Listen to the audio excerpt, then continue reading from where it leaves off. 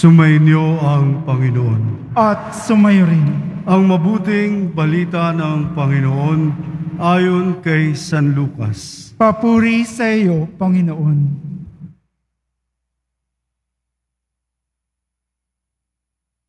Noong panahong yun, sinabi ni Jesus sa mga tao, "Kapag nakita ninyong makapal ang ulap sa kanluran, sinasabi ninyong uulan, at gayon nga ang nangyayari. At kung umihip ang hanging timog, ay sinasabi ninyong iinit, at nagkakagayon nga. Mga mapagpaimbabaw, marunong kayong bumasa ng palatandaan sa lupa't sa langit. Bakit hindi ninyo mabasa ang mga tanda ng kasalukuyang panahon? Bakit hindi ninyo mapagpasyahan kung alin ang matuwid? Kapag isinakdal ka sa hukuman, makipag-ayos ka sa nagsakdal habang may panahon. Baka kalad ka rin kanya sa hukuman at ibigay ka ng hukom sa tanod at ibilanggo ka naman nito. Sinasabi ko sa inyo, hindi ka makalalabas roon hanggat hindi mo nababayaran ang kahuli-hulihang sentimo." Mga kapatid, ang mabuting balita ng Panginoon. Pinupuri ka namin, Panginoong Hesukristo. Magsiupo muna po ang lahat. Ang kaganapan po sa atin bilang tao ay nababatay po sa pananaw at desisyon.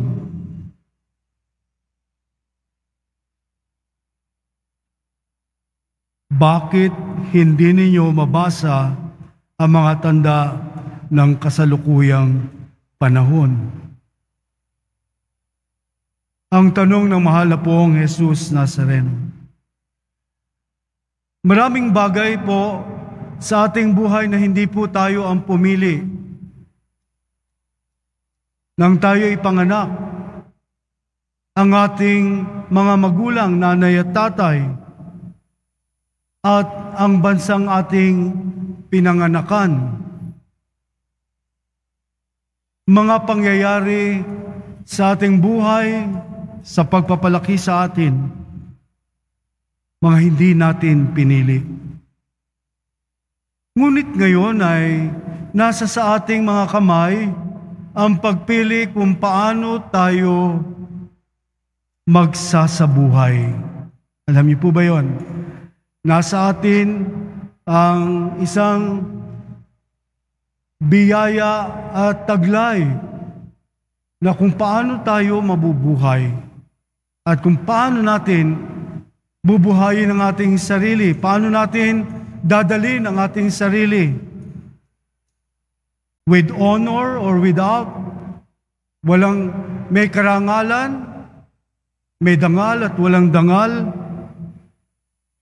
may kalakasang loob o karuwagan, may layunin o walang layunin na tinatalunton sa buhay.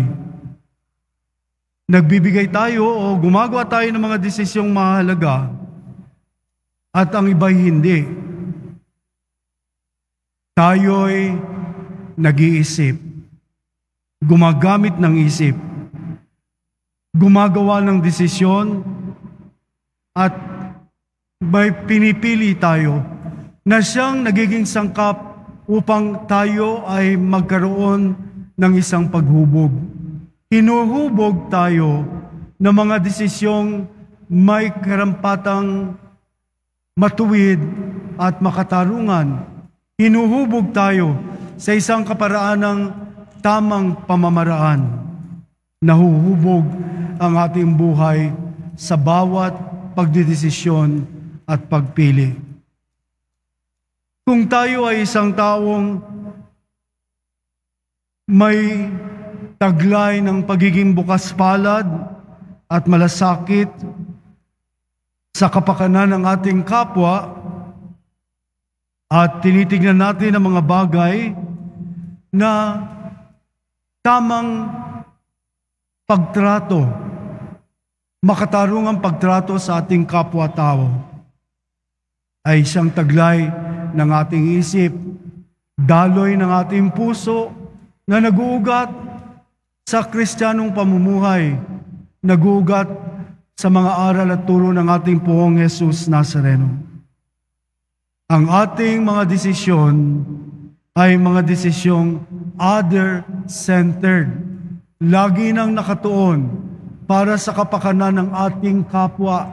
Kapag ikaw ay hubog na, hindi po lasing-lalasing sa Cebuano, hubog kayo.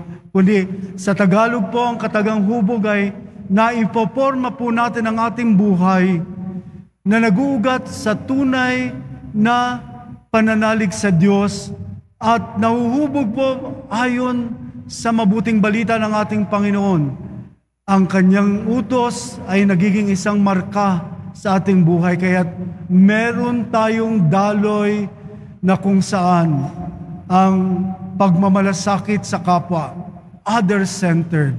Lagi nang naroroon ang isang pagmamalay na ako'y may tungkuling maglingkod at magmalasakit sa kapwa upang itong isang katuparan na ninanais ng Diyos na maging taglay po ng bawat isa sa atin.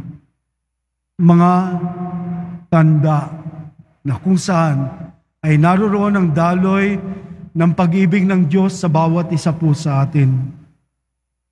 Other-centered, lagi nang nakatuon para sa kabutihan ng aking kapwa.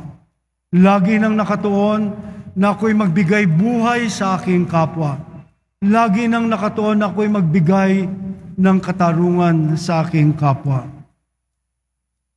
Kung tayo sa bawat paghakbang po natin sa isipang ang ating ninanais ay ang pangsarili lamang, personal advancement.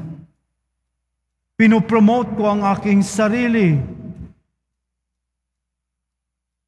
At lalo ko pang pinalalaki ang aking sarili bilang maging isang sentro ng mga tao, ng mga kapwa. Hindi ang iba, kundi ang aking sarili. O nais nating lampasan ang ating kapwa-tao. Kompetisyon. Madadaya ko siya, matatalo ko siya. Hindi ako magpapatalo. Kailangan kong may mga ganyan po na isang mentalidad na ang tuon po ay self-centered person. Ang taong lagi nang tinututukan ay ang kanyang sarili lamang. Ang mga desisyon natin, kapag ganyan, ay naaaninagan ang tanda ng pagkamakasarili. Lahat ng aking ikikilos ay ako ang sentro. Pero mga kapatid, hindi ito ang ninanais ng Diyos para sa atin.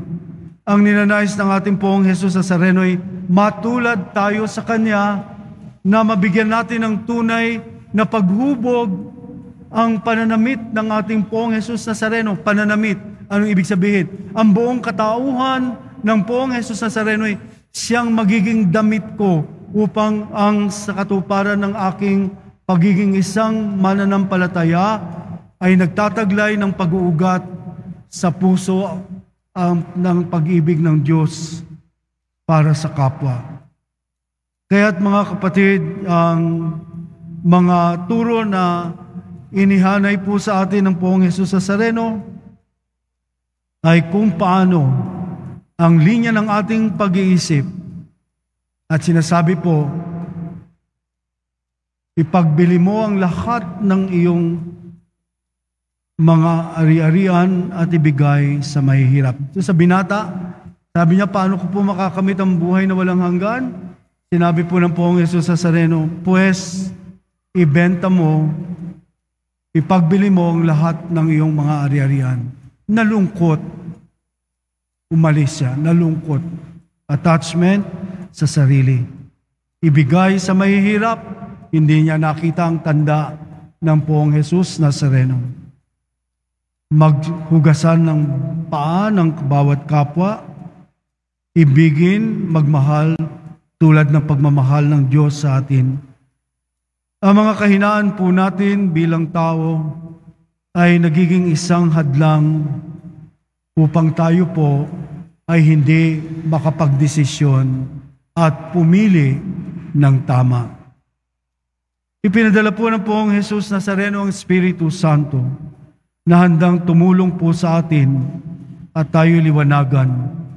At kung tayo po ay magdarasal at aanyayahan po natin ang Espiritu na pumasok sa kaibuturan ng ating mga puso at ating harapin ang mga iba't ibang mga pagtutunggali sa ating sarili. Ang paggawa ng mabuti, ang pagkasuklam sa kasalanan, ang pagtanggi sa kasamaan, at ito'y ang pinag-uugatan ay ang panalangin. Ito po ang fuel natin, ito po ang ating gasolina na sa pamamagitan po na tinatawag na pangingilatis, discernment. Everyday po, araw-araw po tayong umaharap na magdesisyon at pumili. Talikdan ng kasalanan, gumawa ng mabuti, kasuklaman ng kasamaan,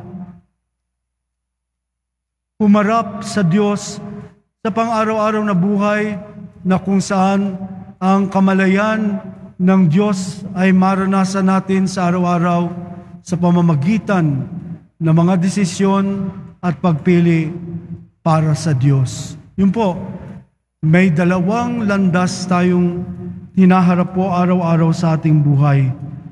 Kaya't mahalaga po, ang tanda ay ang isang tuluyang pagkilala sa presensya ng Diyos sa ating buhay. Kaya't ang biyaya po sa panalangin natin pong hihingin ay ang isang matinding biyaya ng pagmamalay, presensya ng pagmamalay ng Diyos sa ating puso. Alam niyo, yung presence na naririyan siya pero hindi natin nararamdaman sapagkat tayo'y may mga tuksong humiwalay at hindi kumapit sa Diyos na ito na nananahan na sa ating puso. Matinding pagmamalay ng presensya ng Diyos sa aking buhay. At ang ikalawa po ay ang pagtanggap ko ng pag-ibig ng Diyos sa aking buhay. Pagmamalay ng presensya, nahihingi natin araw-araw, at ang pagkilala at pagtanggap at pagpili sa pag-ibig ng Diyos sa akin na siyang magiging isang palatandaan sa akin na kailangan kong pumili at magdesisyon para sa Diyos.